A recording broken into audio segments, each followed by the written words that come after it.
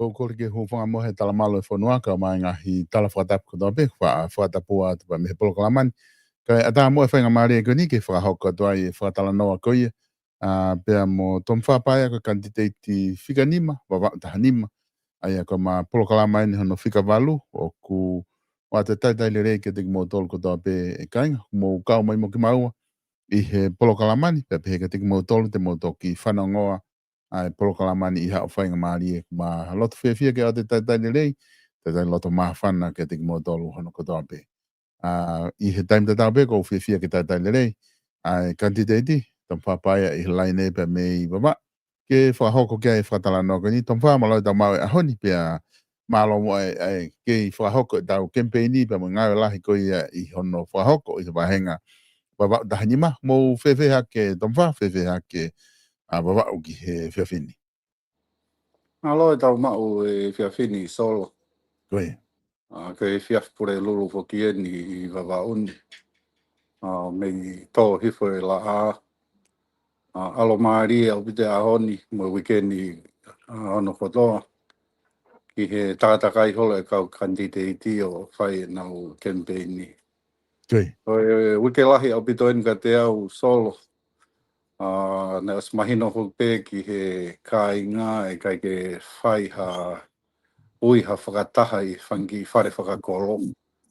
Te whinga peke au tonu at ka nau tō.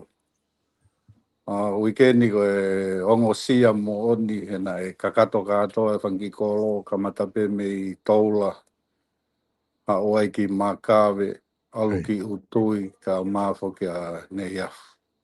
Ako si o pe solo ki he ku e wā ato whailoaki mo e kā inga o ki e Kai. fia lahi ana o tolu. Ia fia lahi ana o tolu nau si tala mai nau fia pe nau tolu e kai ke whaiha polokalama whakataha e uholo.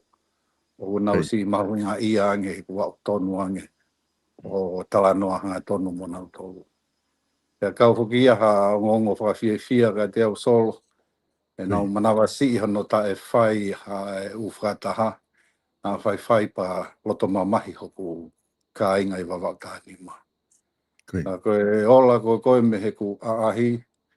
E ku whakatala noa i anau tolu. Iai e ongo makehi a te au solo. E ku sio ko ka inga wawakani ma e nau taitale rei au. Nau tala mai ku tokon lahi e polokalama u ta whai. Ko wike ku fui eno no walu solo koe. Polokalama eno no walu. Ka ko wongo i me he polokalama o tokoni lahi au pito ia ki he tā o kempeini ko pai. Kai. O ilo koe o hoko interneti, o hoko social media, o ha mea ngā ue mahu inga taha mahalo ia i he tau whiri koe ni. Kai. Nā rā mōni pē ai u whai anga whai kāwā, mo u whakataha. Ka ko si o hange social media, o tokoni ke wawe ange no awe ai u taumua ngā ue. Kai. Pa toki kumi whainga maari ai pē toko taha koe ai api mo whē taimi u whainga maari ai. Ke tune in ke u polkama ko u tau whai. O lava ke sio whakarerei pa whanongo ki he ngahi ka weinga. Pena e tu uta mai whoki mo ki tohi ko koe na u lau ko koe na u whau ko koe whakatau he masoni e solo. Kai. Na e o mai u hard copy me Amerika. Pena e kāuia i he ki tohi na hongo tufa ki he kāinga kon ko wawa tahani ma. Kai. O sio appreciate lahe ka kai. Pau whamatala pika nau tolu e pui toa koe ki tohi koe ni. E wawau is part of me. Kai. O tau pēkoe whakatonga le rei pēki ai. Ko wawau koe konga pēi ai ku mo ui. Pau whamatala ngai pēka nau tolu e uhinga whau ki tohi. He mahino ke inspire hako tupe whanau. Pea te tokoni whoki ke nau ilo hoku hala whanonga. Mo e pui toa ngahi ngā au e kou whai. Pea ke nau understand koe ka tamama alunga au. Ulai whakakai no whakaukau koe tamama alunga au. Pa whaingata e whetu utaki koe ku maalunga. Kau hange tohi koe ni o whakamatala mahino ai. Koe ki motua pe au nau si whoki mai pe mea me rika e waluhiwa. O kamata ki whea me sailo ame. Kei te niti ai mo ki te pire o whakatau e whanki koloa Amerika. Kai. O tui koe mahu inga ia e tohi koe ni, pa tok talanoa mai e pe ia ki he hala whono ngā mo ngahi ngā ue na ulawa whai. O tui koe mea mahu inga ia e tohi koe ni, ke lava ke relate e kakai ke te au. Ke ua te nau aiha a wahe wahe. O pehe koe tama malunga, koe tampe au ko mana tui peho ku tupuanga. Pea ko si o ku fia o pite kakai, ono ange nau ki tohi, pa ko ofa pe, e whamatalanga nau tolu, e tokoni ki tohi koe ni, e whamama hoku pui tua, mo ku tupuanga, mo ngai ngau ku whai, na lava ka ki mea ia tokoni, ke si a whea na loto, e teu whiri koe na ahaua noa novema. Pa koe fia lahi aku sol, na ulua i pea utui o osi katoa ia, hoko mai ki he kolo tui awhitu, kirikiri te fua, tātakai ho lahe ofisa kolo mo e kau tangata i whanua o makawe. Lahe u whamiri ne nau si whai e kulotu, tari re iau. Oe ongo whakawhiawhia e ka te au mo whainga ongo kokulau maari e. O kui ai e amanaki le rei, e soat ke whawhonga kakai, e nau mata mari mai, mo nau whakatano me ka te au.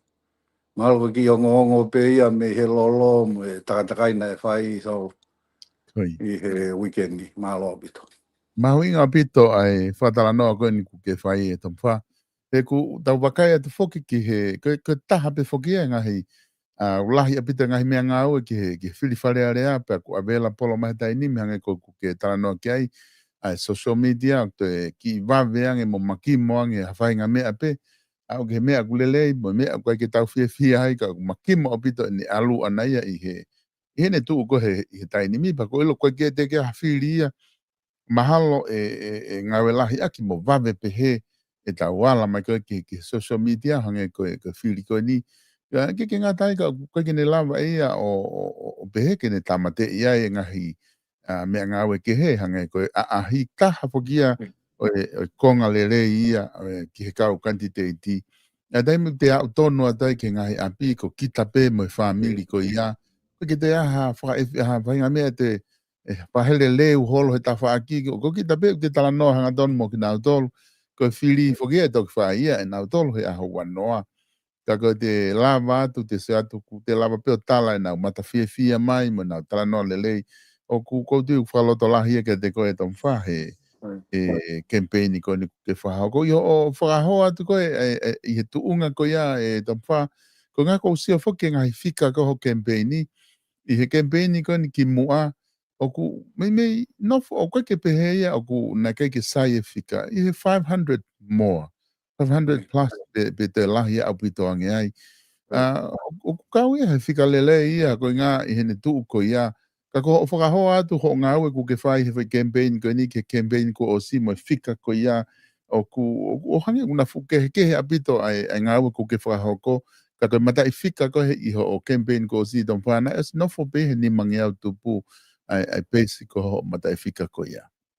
Ko ku whehu e ko ha, ko ngā hen tuunga ko ia, o ku ke amanaki e lahiange i he fika ko e ni, ko i ngā ko e lahiange ngā ue ku ke whakahoko i he campaign ko e ni? Oe, whehu i mahoinga ho e nai solo ke lava ke tala noa atu ki he halafononga ko koe ku whenga ki he whare area. E tau e walu ko hiri na o uke kakai toko lahi mau takai holo. Koe, Ana e mau ope mau tolu o tala noa holo i he uhao whanga whaikawa. Pea ui mo e whangi whakataha o mau whakataha i mo e kakai. Koe hau ko koe o rea ko koe i he social media mo teke hangai whai kawe inga mo hangai whai tau mua. Koe whai koe, mata vai vai a angai kutui i ngai campaigni mai ki mua. koe, Koe na uhinga whoki pē e kuta e whai a hau ko koe whai ngahi upolo kalama. Koe whenga ke malu i pē au pau tauhi wā ke pure anga mo e kakai maalunga he pure anga. Angai mau nofo mo e angai mau whē aunga aki. Pakai ke ulawa rewa o furea hanga tonu mai. Ako campaigni ko ni solo hau fukbe mo tua. E hau be mo vai vai. Pau pehe e kai ke ulawa ki fufu ia i pe ngahi mea ko so atu hala. Ke tuangi ke au ia. E ka fuanga hala lahi aga te au ke whakalongolongo ta e rea a ke ngahi mo oni ko ia. Na e whai whakako solo ke ua te uto e whiri. Maka tōnga pē sia o whiunga a mea na koe ke loto kakai kia te au ki o koko ka whakafofonga. Au te manatu pē ki he talanoa whakatātā koe koe pera polo koe koe e wahe tare niti koe koe tawa e ki he kause wāni bi. O ange nima ua mo e taha.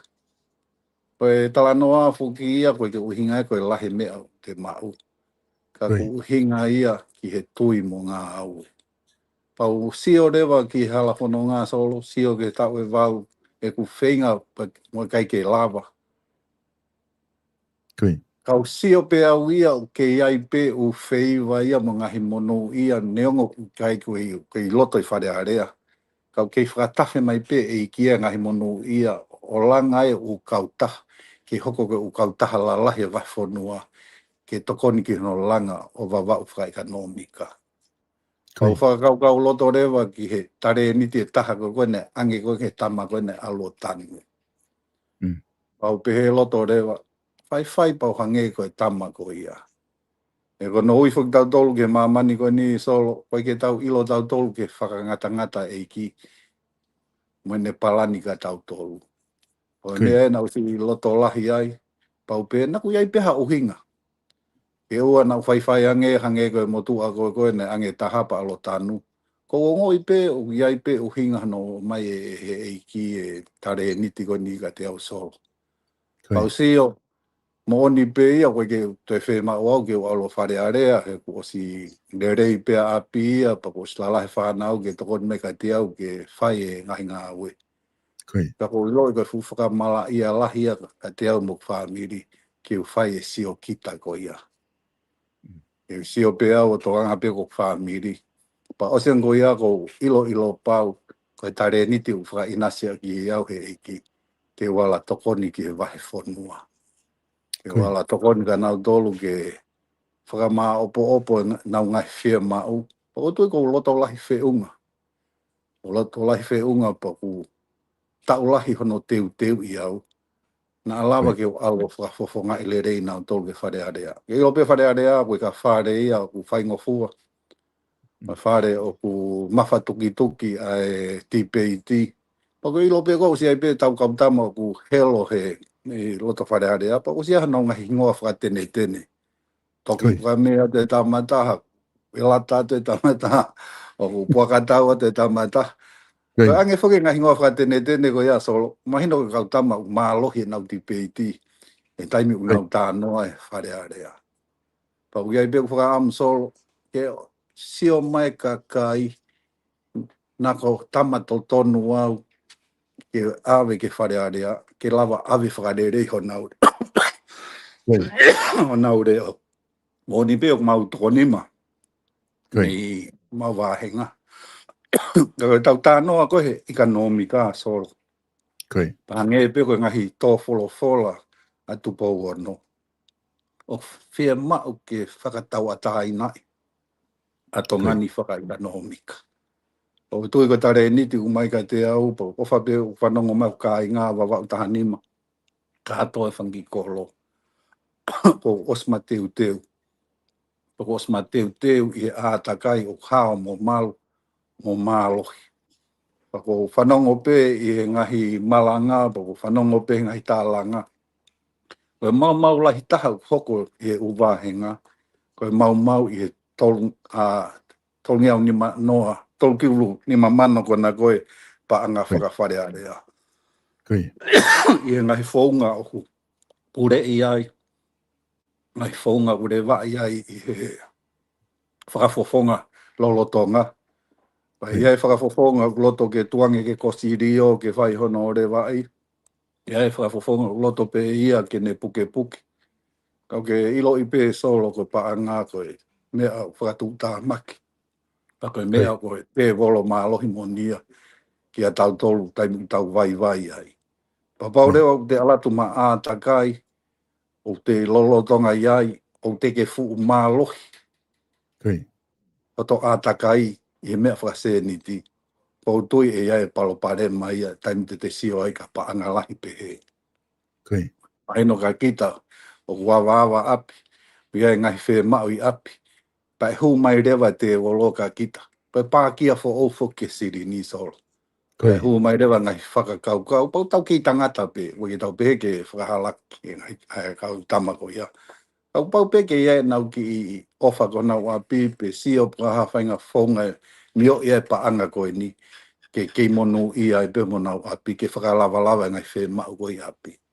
Mea whakeo ko tu pā i solo i he whare area koe ni. Pai ke aluau makatuunga i hapaan. Pai ke aluau makatuunga i halakanga. Ke ku alu ke pore e whatongia ke hoko ka montu a ngāwe whasewani. Pa ko os tuku pā e tangahi upolo kalama mai ki mua. E whoaki o ku wāhenga whakawhare area mai kakai o wawa tahanima. Pe atu fotu whatia he kau ofisa kolo.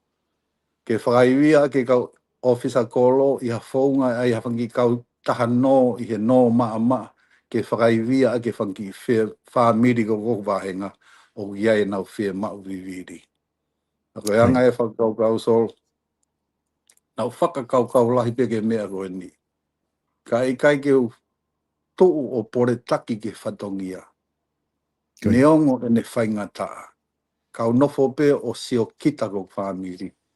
O tu pe mala lahi ia. Whai mistake lahi, au pito ko tu maka mistake lahi ia ik mo ui. Pau e ke o tari e ui. Pea ngā ue tare e niti ko ni usihange e ki o mai o whakoloa i au so. Malo apito.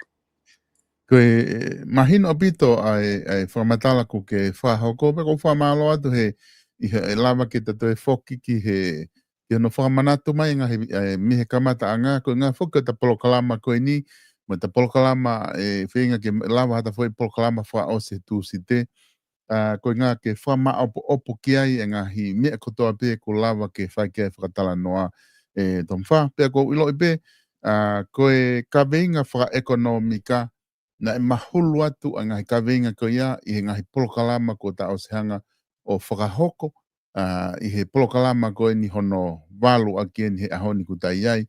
Polokalama e fitu ko doa ki mua ku osi whamatala i lelei pe a ku i loto pe ngahi tepi ko ia, ngahi video ko ia ki kakai ke nau toki mamata ki ai. Ko i ngaha ku whenā pasi foki ai whakaukau ia ko ni na ki hanga o mai, pea moe ka venga ko ia ko o mai ko ia e ne afio to uki mai ko ia ke tau tokanga ki he ekonomika, tokanga ki he whakatau atai na ki tau tolu whaka ekonomika.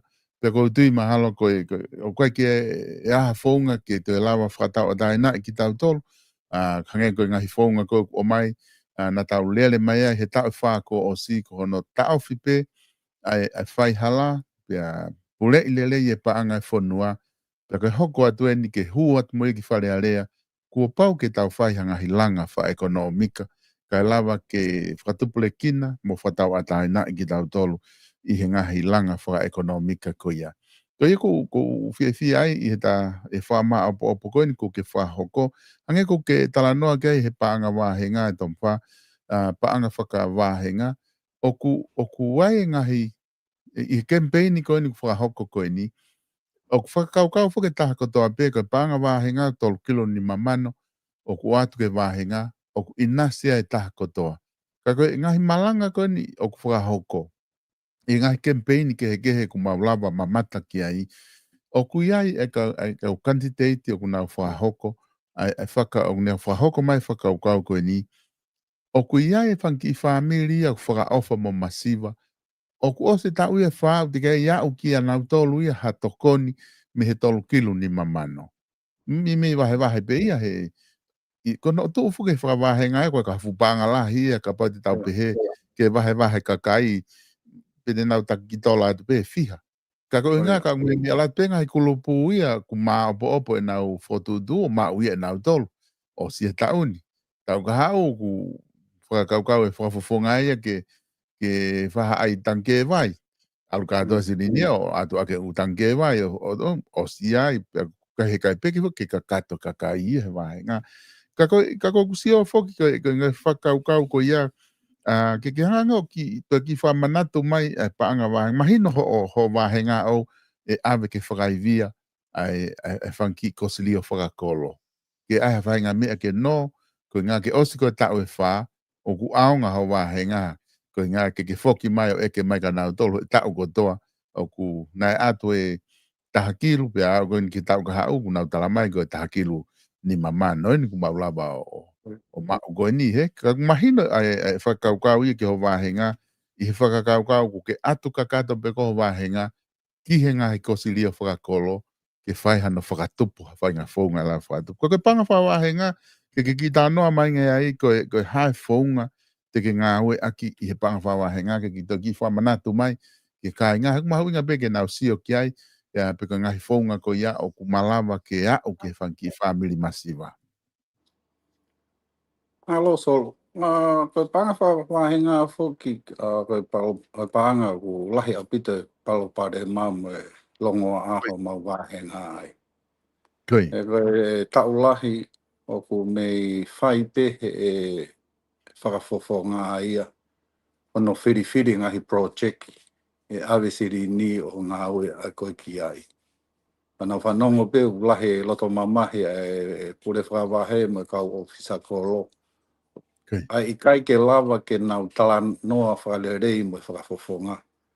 O ke haha ngahi whakakaukau ma nau ngahi wheringi aki ki foi sirini koia koe me whare area. Ka wawho kutui solo koe tolkil ni mamano koe ki paanga si ia. Okay. Koe ki paanga si ia ka e paupe ke le vai whakalerei. Pa o tui koe whatongia e whakafofonga. Pa ne ange hangahi whakakaukau. Pa ui mai a ko miti kau ke pure whawahe mo e kau ofisa kolo. Ke whotu tu e ko miti ko ia. O koe hahangai project vivili te nau sio e aonga ki ai sirini.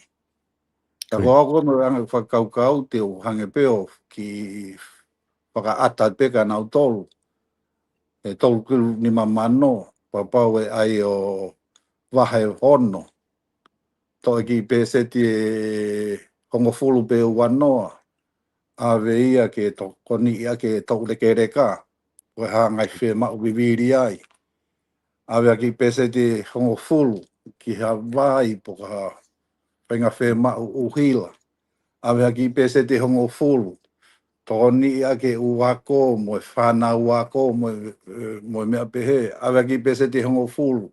Pasio sio kautama ki uta mo kautama kumo ui ki uta. Awe ki pese te hongo fulu, whasio sio kau tamatou tai. Awe ki pese te hongo fulu, fin mātu ai tau la ngā mo mea pehe. O pinpoine ngahi e ria mahu inga ke lava ke inasi ai toko taha kotoa. Mandu i koe anga koe nofo ki kolo, e kehe ai whie mau e toko taha kotoa anga e nofo ki society.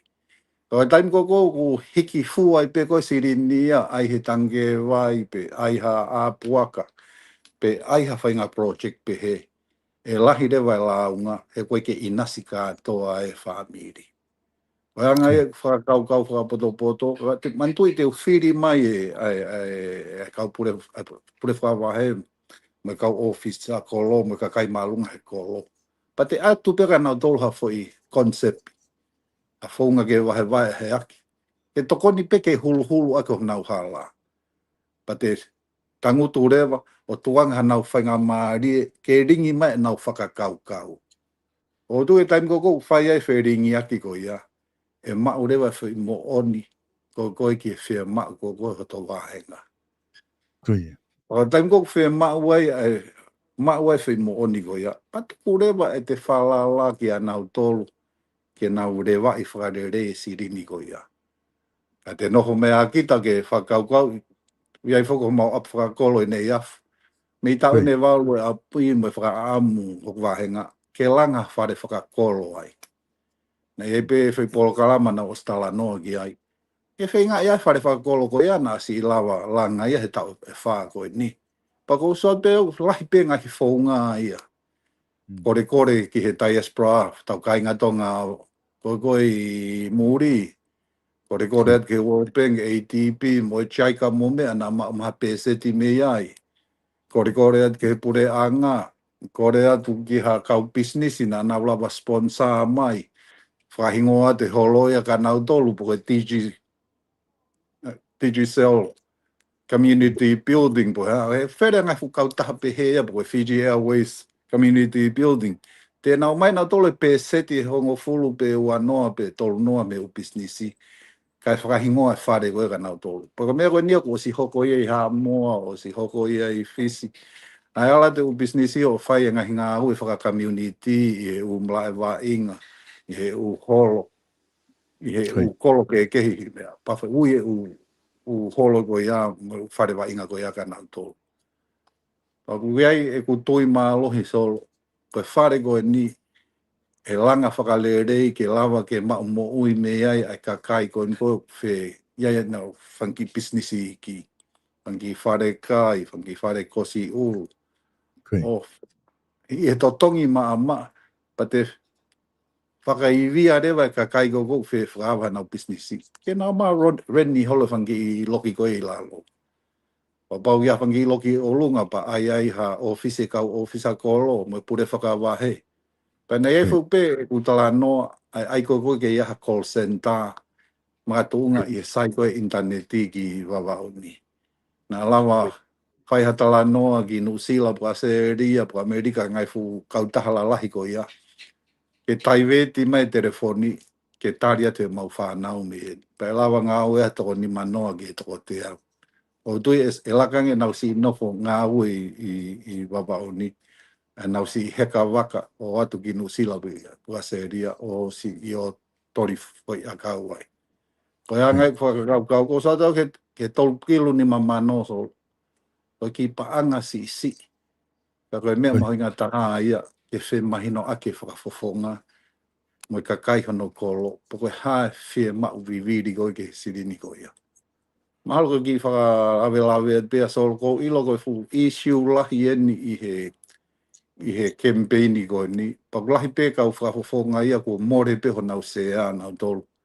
makato unga i kai ke whia maari e kakai hona wārenga ke whaunga koe ne toka mai a ke seniti. Ngā aloha pito. Koe.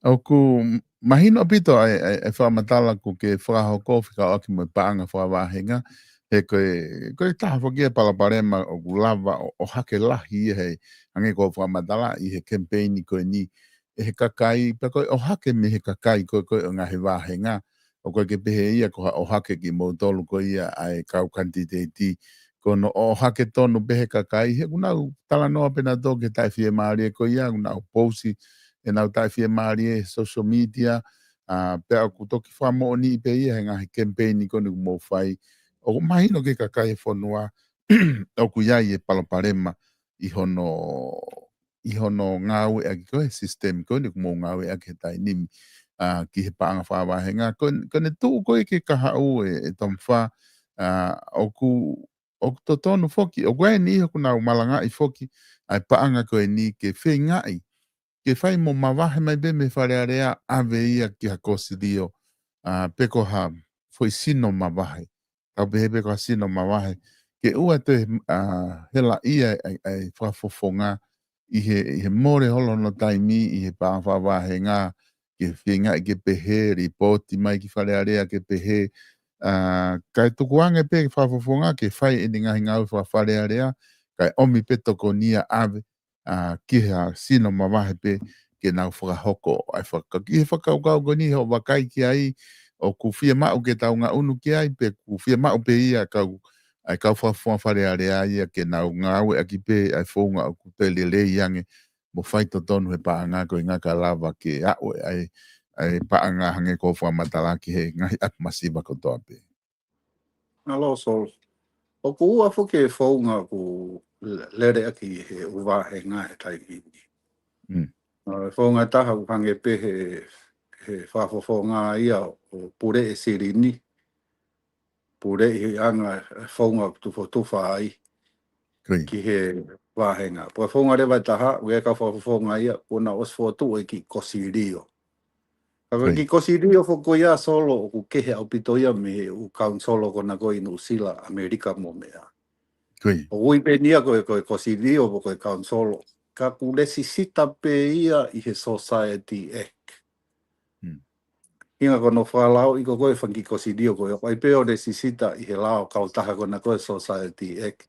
O whai aku koe kono rewa i mono whakalere a whanki kosirio koe ni. Tako tui o whē mau ia pa pau tau whē mau ke awe hasirini u toi lahi ange. Pe awe o na shipi ko koe hono toka ngai u otu motu mo u wahenga ke mei pure i he u kaunsolo ko ia. Po tui koe taim ko koe te tau whē mau ai e whē mau ke whau halao ia. E whē mau ke whau halao ia. Whakate fito ki he local government po koe kaunsolo.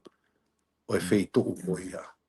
O e taim koe whao ai koe lao, koe rewa koe ke whakalau i kansolo, e mā opo rewa hono whao huifo u supporting policies ke mui koe ki ai e kosirio. Na iei pe ngai whakaukau i he taimi koko o siastupo ni ma, ke trial e whi me ai wawa uni, ke whakotuha kaunsolo, moha loko kawa meni wawa uni.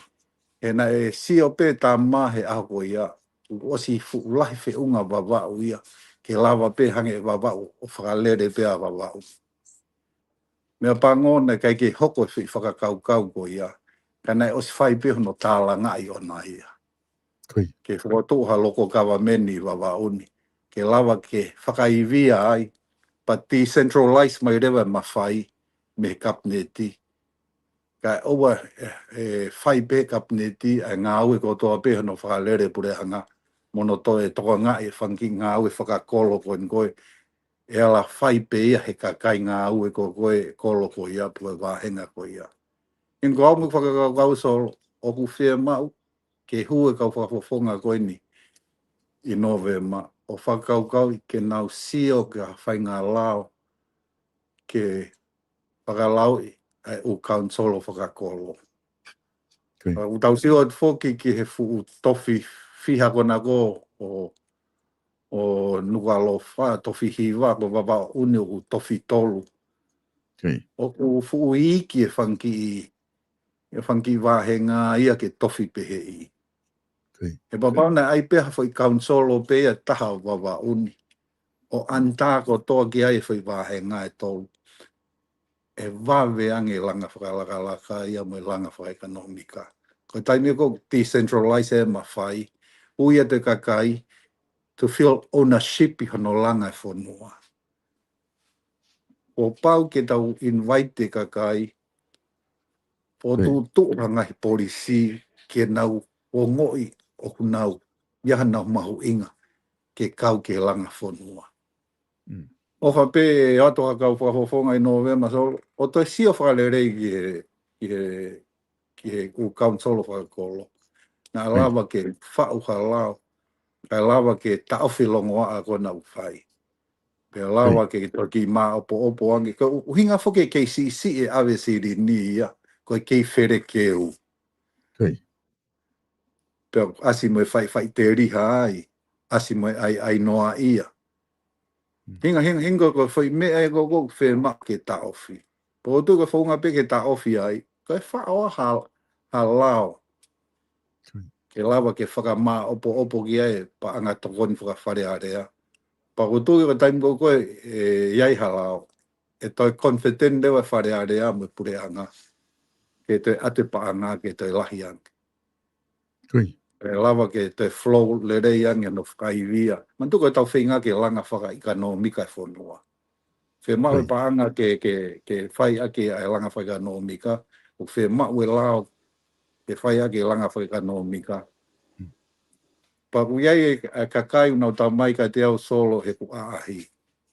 Ngari ko tō mui e take over e siaina ia e tongani.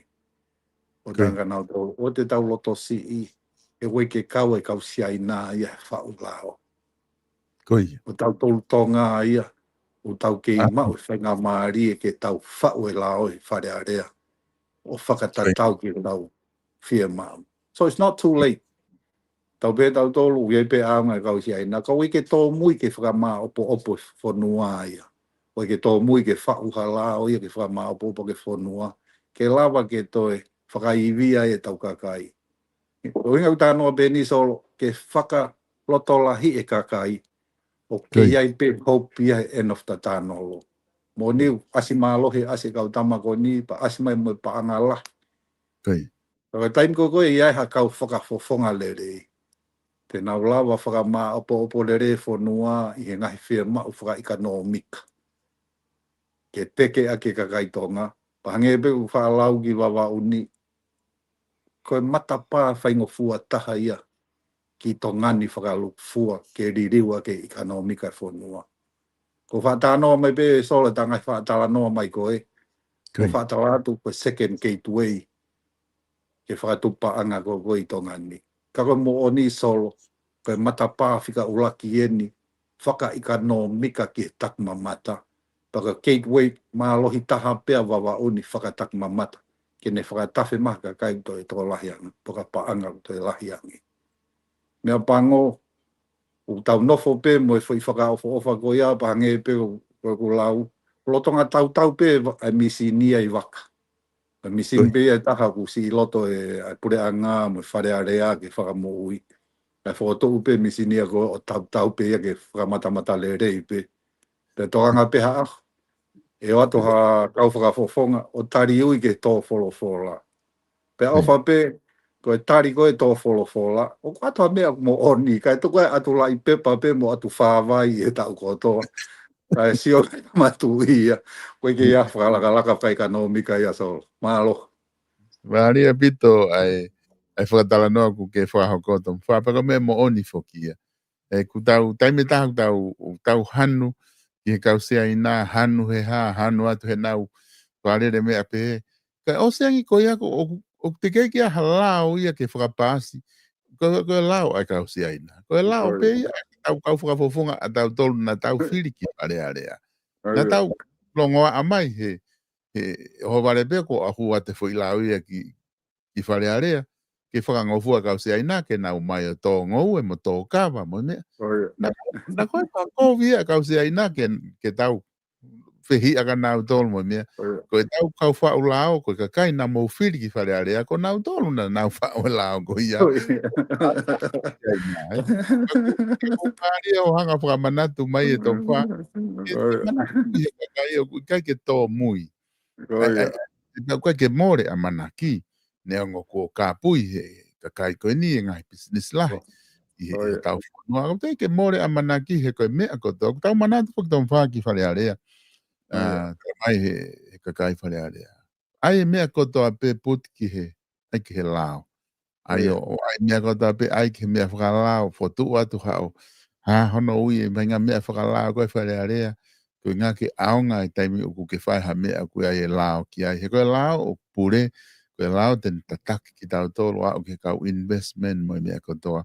Kako whamaloa tu o hanga whamanatu mai ai konga ko ia. Peka ki ngata whuki ai ko whamanatu mai ai prokalama ko ia. Koe waka mi sine ua la lahi e lahi o mai ai au ekonomika. Koe mi sine betaha. Ospa te ani manoa betaha. Tau lelenere olo aki. Tau ki whe, tau ki whe. Koe i te ani manoa e taha ia ku tau pea o aha ke peki o runga. E whakamamafa pe ai. Kai fua pe fo i taha koe ai. Ai ka ku hangai ku lau ku mahino i pe. O whape ku ongo atu ke pule anga. Mo kau kantiteiti koe, mo kau whafonga te nau lawa ki whare are. Ka koe mea lai taha. O ke hanga e tonga wawa o taha nima. O whakahu koe ki whare are ke lawa ke whainga ke tuku hifo misi ni ki tahi. Ke ngā ka ua teke i ko awa ke olunga ka lere pe fo i taha koe. Ka ke hanga to o ai loka koe ka tuku hifo ke misi ki ale tapiri ki he loto tahi. Ka mo ui ka lere o mai waka, he? Koe ni iho a ahi o lo e tompa mahino e ngahi i poloparema koe. Paka mea to mo oni fuen ke o mai. Ai o whape ke tau tari koe wholofola, ngahi tari wholofola koe ni i he economic freedom mo mea. O whake nau abeha mea mo oni ki ai. Pagapau koe ke lava pa nau tarangi he whare area e o awhio. O koe ke mau lava ma tolo o te mao hawhainga economic freedom ke hawhainga mea ke mao tau economic freedom. Pagapau he ka o whape ke mo oni ai mea koko. Yo a hielo ko he wahenga i wawau tahani mau se atu whoke ngahi campaign ke ngahi whakataha anga. Ko i tu hake taha rea, pa koe whaasas koe rea, whaafofonga. Ki kore atu a rea, mau palo parema, mau whainga tā ia.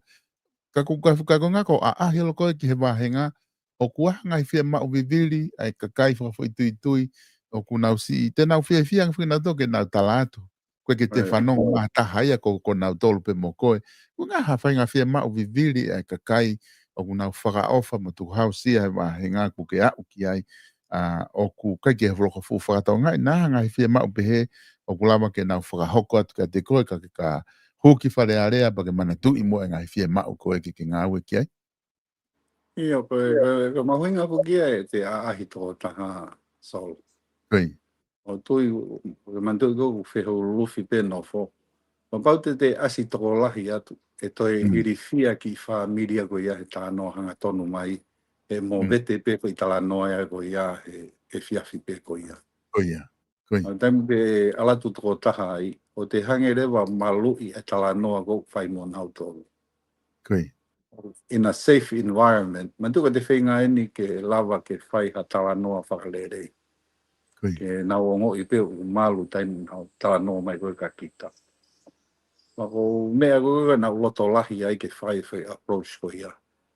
Ke lava ke mao whainga maari e ke tala noa hanga tonu mo nau tolu. Koe ahi koe nei whai koe i nuka lopa. Koe mei lahi pe ai hanu ke kau aki mo e anga e nau no fo. Ka ke maa kere kere koe ia hau aple rei. Koe ia hau api ke whai aha ngoue. Koe mai pe o nofo hiri pe ai. Koi.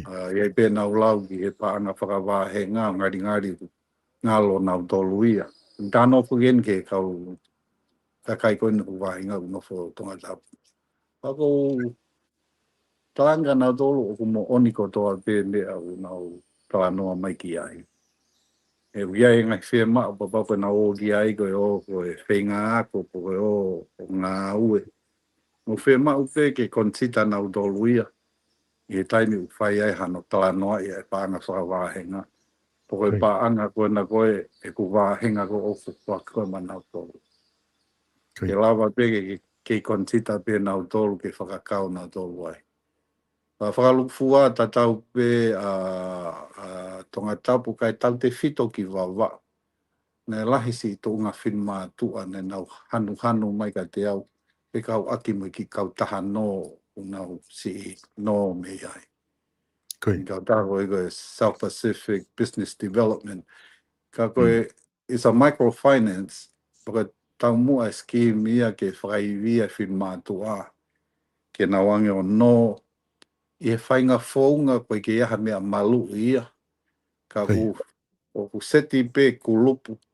Tau toko walu toko hongo fulu. O nau no rewa me iai. Pako responsible o rewa ai ku lupu ia ko ia. Ki he u no ko koe kau me mipa. Papau rewa iaha me mipa ia e taha e tae totongi no. O hange rewa he team leader e koe taki koe ku lupu. Mo e toenga ai me mipa o kulupu. O whakangari ko vi e whin motu a koe ni pe pressure whin motu a koe ni anga nau nofo whakakolo. Io nau ki siasi. Ke whinga i ke totongi no. Ko whaunga whuko ni solo koe whaunga tae whakalao. Ke koe kia ha me e mani koe ni ke alu ko whakamo ua i ha credit card i a huia. Pa whole responsible ha taha ke hea ke credit card i ko ia. Ko kau taha koe ni koe kau taha nai base me Amerika. Ne nau o mai o kamata i Haamoa pa nau aloi ki fisi. Pa mo vete a pite kau taha pa kulahe pite whinma tu ai e wawa uli no me kau taha koe ni. Ka koe palpare mai kou whianga ai mo e whinma tu a. O nau o ngo i pe o ku expose nau tolu i he kau taha koe ni. Ia ngahi whaunga hono harass nau tolu, ai o ki he u api ngāwe kou nau ngāwe ai o tau te mea re i tu. Ka o rewa huange ke ange se ni ti ke totonge no. Pe koe whakamalohi i ai taki kulupu mo e mepa kulupu. Ke nau teke toko taha koe ni. He koe taimi koko koe ke totongi no ai toko taha koe ni. O ku tau tea i whakaluku fua rewa kulupu i. O kai ke toi taria ke nau no. O tui koe whaunga tae ofa en. Whatatau ke whukau taha koe ni. Pa whaunga koe ni e kai ke lawa ia o tari Amerika. Ai whainga abuse koe ni. Ka o si mahino pe ia ne, o si tata ofi e haa moa ia mo fisi. Te oua te whai e no whakakulupu koe ni. Maka tuunga i he palpare ma tatau pe konu koko i wawa undi. Ka teke pe fin mātua ke na wō tau taha pe. O taki taha no pe me he kau taha koe ni. Ko interest e kau taha koe ni solo o e maalunga. Ko no iau nau me seti pe nau tolu i loto e tau e taha. Ato taha mano. Ka ke tā i loto e tau e taha. Pa ko interest ia me whangi whi. O me awarisia aloa o pe seti tolu nima. Ki whanoa. E taim ko kou totong whakafoki e no koe ni. o fa pe whanongo mai kau taha koe ni, ko whakaloto lahi e whin mātua koe ni, ko hae uhinga na te ke rea e kau whakafofo ngā, pe whai hatohi ke he Kōwana Reserve Bank, ke nau sia nge po ha whai ngā whonga, e toi whakapō lahi au ke scheme koe ni, microfinance koe ni, kau hange koe lau koe ki kau sia ina solo, it's not too late ke whakatonton. Pea mea katoa pe maa mani koe ni, koe ke tō muia ke whakatontonu, papau whi mau ke whakatontonu. Mahino sai whi project ia, ka papau whi mau ke whakatontonu. Koe whatongia kau taki, whatongia kau whakafofonga, papau o kuiai ha launga ko mai me ka kai whiwhine o tō wāhenga. Ko tō whatongia ia ke look into it, o si o poku mo oni e nau lau. Pa te whaitohi ki kau taha ko ia, po te whaitohi ke Kōwana Reserve Bank. O ave kei ngahi palopare ma koni ke tau laki mo whit mātua. Pako e whakatoa solo pa iai pe mo kakai nau talanoa mai pe ke hala i wawau taha nima ene kei luo ke e fua ta e ngāria ko kolo mua ne iaf. Palopare ma hala ko tau ene whih ka uia ngahi launga ko mai he kakai ko nika te au ke kau aki mo hala. Pa iai mo e kakai nau si fia he nau so mai ko no teke polo kalama ke whakafoki ke ai e breakfast po e lunch e whana wako nau fia lahi e polo kalama ko ia. Pa iai kalasi nau kore mai mo fia lahi e kulau ko koe o whake ko ku wahe whakawahenga whare area ke whakaivia aki a ka ofisa kolo ke nau ngai whie mau viwiri. Ngene e kakai lahi ne nau whie au pito he mea koe mo whakamalo me ka te au. Nau tamai ko mau osi mahino i pe mau tolu. O ke mau pe koe se ni ti o ke algo ki whare area koe makatu ngai e wahenga. Ngai o ngong o whakawhie e sol. O tui ofa pe e hoko e ahi koe ni. Me kutala noa ka nau tolu. Pa mea ia e si a whea meha nau loto. Kana wiku pe o si rea hanga tonu ngi pe kana tolu sol. Pai ke o toe maa, tanga nau tolu koe anga halalahi ia papau ke o kore atu ak whainga mahari e kana tolu. Te o sai pe au ia papau te o nofo pe au i api o si o kita pe o tokanga pe o ki whamiri. Pepe mistake lahi ama hanga hala lahi ka te au. Papau e ke o tau tapa at kana tolu, kore kana tolu. Ke tuange maha whainga mahari. Ingo whai ahi koe nau whai so na e lawa e tala noa le rei, pau kore hanga tonu peke kakai o wahenga. Kore hanga tonu peka nau tolu, ke omi mua haku whainga mahari. Pange e pewe lau, o ongo i pe o ku ongo ka nau tolu e upolo kama kone ta whai. Tuku pe tau whalala ke e ki sol, o ia tene au panga tuku e mea kotoa i aho wanoa. Ako e polkalama koe ni ko tui pe solo, ne ei pe ono aung. E ta hela ia ene whi wike walu, o whai polkalama walu koe ni, malo. Malo pito, tō whape aku whawhiawhia pito, whakatala noa ku ke whai, tātou te whito ke ngahi whia mau viviri ko ia, o tau kainga wawau tahanima, ko ke hanga o mai ngahi whia mau ko ia, pe aku mahino au pito, ngahi whia mau ko ni ko ke hanga o mai. Au ku tau nofo aki whoki tom whako, wawau tahanima, koe mei koe huo honga whoki ia, o loto kolo mua ia, o ku iai ngahi whamiri lahi taha ko wakai fofok koe tau tohi kakai koe wafe ua taha. Aia koe mei koe kakai e katoa wawa tahanima mei kakai e toko ni maafe tolungi au whanima. E wafe ua taha ko mau toki lahi ange i tainim pe toki i holo ki mui he kulahi pe moi wholau ki muri mga nea pe ka koe tau seo atu ku mei nofo e fwoi kakai toko lahi i wawa tahanima. Pera pau te tau tala noa ki he mo ui lelei, koe whare maha ki ui wawau tahanima. Neongo o ku tau kei pehe pe, wat ke taimi e langa ai, o tika ke holo tau whare maha ki lalo.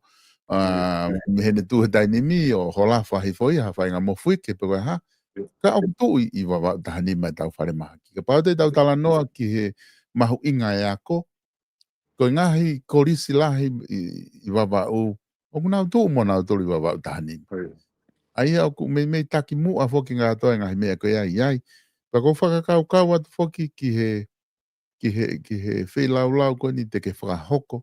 O koe ki hange koe whainga whi lau pe mai te u koku wahe a koe te u whakea te koe konga ki he pa ai he. Ka kuke tala mai te ke awe kātoa pe koe ki he ngahi kosiri o whakakolo ke vahe. Pea ku o koe ke lava whai halo ia mo kākā i he taimi o ku whamatala pe he e o atu ka mou tolu. Pea ku o atu lewe paanga koe aka ki nāu tolu. Whakapau whai e whenga whi lau ko ia o ave whi lau ai tō tāku te whakapau ko tawe whā ko ia ko whupaanga lahi ia i whakafui tui o kulava o atu ke whakaivia ke kamata ake hono whakaivia ki nāu tolu. Te hange ko tala noa ki he loan whakapau ko palo pare mai ak whianga ngai mo wahenga e no lahi koe. O kulava le rei pe i he paanga ku ke o atu ho wahenga pe te lava o atu mo paanga wha wahenga ke whai ha loan e wahenga ko ngā ke na lava mau lalo e loan ko ia. Ko toi pe ni ak mahina ngai ka venga ia e tom wha kulava mo mono o atu ona ka ki nau tolu. Ko toi pe ni a whiri a kakai. Pa unau whai te riha pe mo nau tau a daina ke nau whiri. Ko ngā pa tau tui pe ko whiri a kolo mua. Pa ko pau pe ke tau sio kia i aho ua noa. Tau pluru ki kaha u ko ngā ko e ola le rei a whiri kua ho. Ko ka te uat pe ai ko ai penga maari ko ni tom wha ke whama opo mai ta polokalama. Ko ngā toi ta whi polokalama ta. E ta whenga pe ke ta hao i he tūsite. E ulahe pe o kumwaku me te ko hape whainga maari e mau koe ai te huang pe o whenga i ki o atu. Ke i New Zealand pe a lava te ta whi proklama wha o si ai. Ko ngā pa toki ta ofi ko ia ai kempeni. Ka te uat pe ke whama opo mai. Ko ha mea ke loto ke whakakato ke ta proklama aho ni. Ta toki mawai. Malotom wha. Awesome. Ngalo ke ki whama opo pe ia solo. Nai whai whoke a ahi mo e toa tutoa. Nai e whainga maari e o mao e si kakai ko kuene he o nau api. O api e ni i. Nai kai ke nau iai, pe nai nau wholau, pe nai o ngā aue. O loto pe ke usi i rea atu ke he u api kona kuene ke u alatu. Nai ke o mao atu mo tolu ko mo api. Nau whinga pe ke ua o tonu atu ka mo tolu. Mea pango na e whai atu e takatangai koe ke mo api. Ka ko kei ofa lahi pe ka mo tolu. E nei ei pe ku whaka amu ke o alatu te tau whetau laki. Reanga koe ku whaka maa opo e ku tala noa ko koe ke u api kaunga api solo. O tūko mei pao pare matatau pe u te kuki mo e tona e u api ko koe na ke uiai. Mea mau hinga pia solo mahau u api ko koe na ke lava ke mau whetau laki. Na kai ke lava kore ka nau tō. Ka mata mai pe me ka inga a me me utui tō anga e ofa. Ka inga tui a whitu he kirikiri te fua. O ka inga koe me tōla. Ka maa lau waki ma kau tama koe ia. Me kolon. Ta lau mo whee peha tapa i ne ia funi. Na kai ke mau lava ke mau whetau laki. O tui solo, si kakai ko koe ne kai ke mau whetau laki. Ke whakahot ko tuai pehe ta pō karama koe ni. I he loto ka tō ki lalo mo oni. Ke mo tuange mai hak whainga maari. O tui koe mistake lahi a ka te au, papai ke o rea te social media. Pa o rea ke whanongo mai a maha mani ko toa. Ko kore hanga tonu at ka mo tolu. Ke mo tuku maha whainga maari e mo tuati. Ngā pango na kai ke tau whetau laki. Ta koe ke te tuku ha lau tuunga ia solo. Ta e lau maarunga. Pau pe ke te hifo ki lalo. Whei lau i te mo ui. Pa whakamahino ke kakai koe ni. Te whea mau e nau toko ni. Ke ongi hato whainga maari. O pau rewa ui ai ha whainga tō no he anga nofo. tau ki tangata pe whakamore more i angea. O loi pe solo koe ke tau programa whaka o CN. Da toki tuki tāpu ni e programa e tu site wika hau. Whai ai ha rea whaka osi ki he kāinga. Ai whainga maari e kotoa ne nau omi mo opu. E taimi nau a ahi atu ki a nau tolu. Mo kore whaka osi ka nau tolu. Ngai whainga maari e i he teo whiri kona au anoa. Maka atoa solo, pa mālor ka koe ki ma uiwi. Pai aho ni fok solo nai hok koe whai mea whaka oria. Ta koe u takatai hola uia. A whetau ia ke uto e mea lere ia. Uto e maha mai e u pausa ia. Ku whenga koe ke uto mai koe ki api ni maha mea lere ia he hala. Ikulu e lalo mai whakafofonga. Mahino e kai peto e toi ose palopare mai ko ia sola e no eventini. E kai peto e ose palopare mai ia he tautou kanseri e wakapuna. O toi ko si ma wanga pe ma tolu i wawa uni ke foi yanga maheni ko ia e no eventini mo tautou kanseri e wakapuna. O fa pe sio e kakai ke ngai palopare ma ko ni ma fekuki mai mo ia taula. Ke nau whakakaukai whalere nau fo i whiri a haua no hema. Whakatoa solo. Atu ka mālo ka koe. A te o whalahi ki he wawau kotoa pē po whē tapai māmani una whanongo mai ki ai ki he tāpolo kalama he whiawhini. E mō loto mai pē ke mau e wawau ni ha whiri le rei. Mau he kakai ha whiri whia. Pe awha pē ke nau whiri ha kau whakafofonga fo ke nau CEO whakafofonga i nau tolu. Ki e whare are atonga. Mahalo apito. Whamalo atu e tompa ki he whainga maari e koe. Lava ki whae whakatala noa le rei koe ni pa mo koe. Whikawa ki pa mo e tuunga koe ai kempeini. A behe whoki ki hono ngahi whia mau a babau tahanima. Pea mo e kore ka tiki nau tolu ai nau whiri koe ngā koe lava o whahoko koe ki whare area i he whiri koe ni he wiki kahau. Ke toki whakakato mea i ngahi palani wha ekonomika. Ngahi tokoni kotoa peku whae ke whakatala noa. Ka ku malo apito sai pe ko na to ta foi proclama ta ke tu site da to ki ta pun frata hai be ma ka candidate ko o ta tari ai pe ki fili I he to apure lulu malo apito tompa o fa tu ke de ko pe malo nga we be me pa una o fa to malo pa malo to e kainga I he lava ko ke mo ka mai I he proclama ma va ko ni proclama no fika valu pe mo candidate fika nima o baba dahanima tom fa paia lava ke whai whakatala noa ki ai I he whiawhini. Whamalo lahi atu ke tiki motolo, o mo kau mai mo ki maua, toki hoko atu ngai polo kalama ko ia, ku teu ki a pongpong, ki toki hoko atu ai e tau ngai polo kalama, ai manatu I ai whiri, tau whito ki wawau dahanima, ke tau candidate ena ko mahino mai, whiri, I a tom whapaia ko e candidate whika nima, wawau dahanima, ko mo whakafofonga ia, tene abe ki motolo ki whare area, Ange koe kawinga koe ia wha o atu he polo kalama, ko hore o, ko ho whiri, manatui mau peke ai ke aonga. Ka mō mea.